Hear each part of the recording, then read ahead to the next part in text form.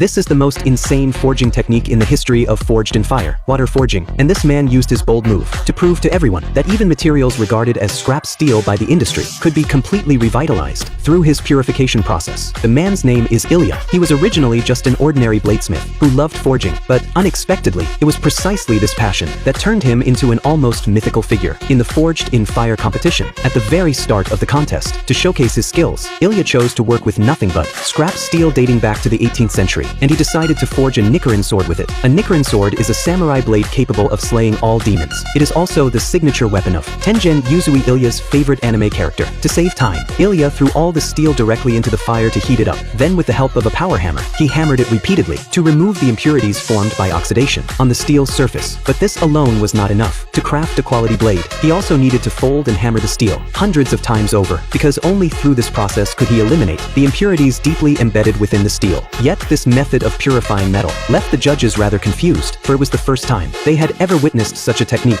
As it turned out a long time ago, Ilya had spent a year in China, learning to make Miao Dao, a traditional Chinese longsword, and this purification method was exactly what he picked up during that time. What stunned the judges even more was that, during the subsequent forging process, he actually poured water directly onto the steel billet. Every bladesmith knows that the biggest enemy in forging is excessively low temperatures, but what they didn't know was that this was another skill he had learned from the East. The purpose of water forging is to imbue the blade with the necessary hardness and sharpness, while also creating unique blade patterns. Finally, after hammering the steel billet to the desired consistency, he began to shape it to create the perfect Nichirin sword. He first placed the steel billet into a U-shaped groove and hammered it into a U-form. Then he placed carbon steel in the middle and struck it hard once again. However, both the angle and force of each hammer strike required extreme precision. An ordinary person could never master the essence of this technique without at least a year of dedicated practice. But for Ilya, who had been forging swords since childhood, it was a piece of cake. At long last, through Ilya's painstaking efforts, the Nichirin sword gradually took shape, but to make the blade truly flawless, he still needed to manually adjust some extremely fine details. Once the blade was nearing perfection,